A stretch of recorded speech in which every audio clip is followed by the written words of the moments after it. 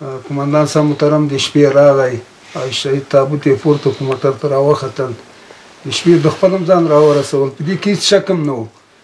او دا تبلیغات چې کېږي دا بېځایه دي، دا ټول بېځایه دي، ځکه چې دا سړی د کور په طرف را روان و، تجار زینکی و، دلته یوه کنده ده، دا کنده کې دا مسله قاتلین ورته مخته سوي دي. نو موږ سره دا ټولو ارګانو ډېر کومک را سره کړی، مرسته یې دا درد یې درد بللی، غم یې غم بللی ده. دا په واقعیت سره دا ټول قوم یایو، دا ټوله منطقه یایي چې زموږ چې دا درد و غم ټول لرې کړي دي. او دا یقیني لکه دا تاسو اشاره ورته وکړه، قومندان صاحب اشاره ورته وکړه، یقیني دلته چې دا ناصر به وي، امارت به بدناموي. امارت په داسې شیانو باندې نشي بدنامولی څوک. انشاءالله د امارت ریښې ډېرې لرې رسېدلې دي، په دې باندې څوک سترګې نشي پټولی. اوس به انشاءالله پیدا کېږي، زموږ قاتلین به په لاس راځي، خامخا به راځي. دا تاسې غمخوري یا غمدردي چې له موږ سره ده، دا موږ چې دا ټول غم لرې کړی دی. که اوس هم داسې نیمه ګنټه مخکې امیر صاحب د جنایي محترم مولوي صاحب دلته راغلي و، هغه هم راچې ولاړو، تر اوسه را سره ناست و. نو انشاءالله دا همکاري در چې غواړو، او دا به موږ هم در سره همکاره یو.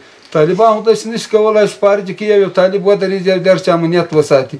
که دا ولس نه یې ورسره مخکې هم له د امارت سره ولس و، په غېږ کې ځای درکړی و، د ولس بچیان شهیدان سوي دي، د ولس خلک شهیدان سوي دي. دا یې تاسې هلې ځلې وې، دا د ولس هلې ځلې وې.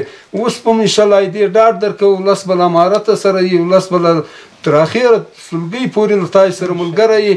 په هر ګوټ کې به تاسو ته خپل اطمینان درکوو، که مشکوک سړی پیدا کړو راپور به درکوو، دا به د ولس هم ذمهواري وي. او انشاءالله له تاسو چې مې دې هغه همکاري غواړو چې دې سخت قتل سوی، سخت ناروا عمل سوی، سخت بې یقیني دا ټوله منطقه بلکې دا ټوله سیمه کې چې هر څوک دې درد باندې تر دې زیات درد موږ نه دی لیدلی، ځکه چې مجاهدین به شهیدان کېدل، مقابله به وه.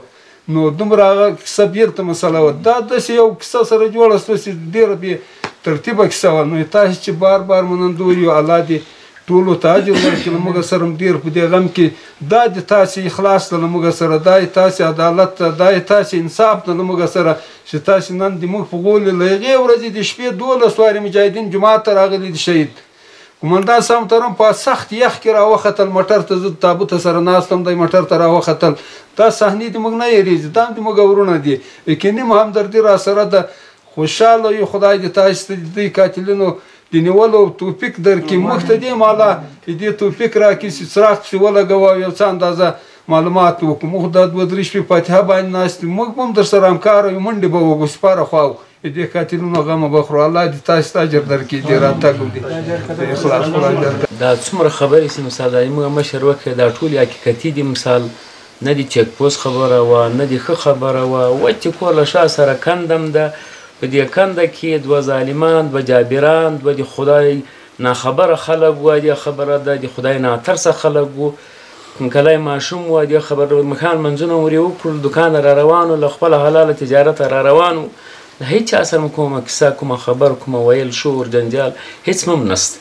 خو له دې خلکو چې موږ ډېر منندوی یو، ډېر د موږ په خدمت کې دي، ډېر د موږ په غم باندې غمجن دي، موږ ډېر ځینې خوشحاله یو. په حواله ثانیه کې یعنې داسې یو بله تر موږ مخکې دی رسېدلی دي، هم هلته، هم دلته، هم هر ځای د لانن ته ورځې پورې. مثال موږ دې شکریا ادا کوو، موږ ډېر ځینې خوشحاله یو.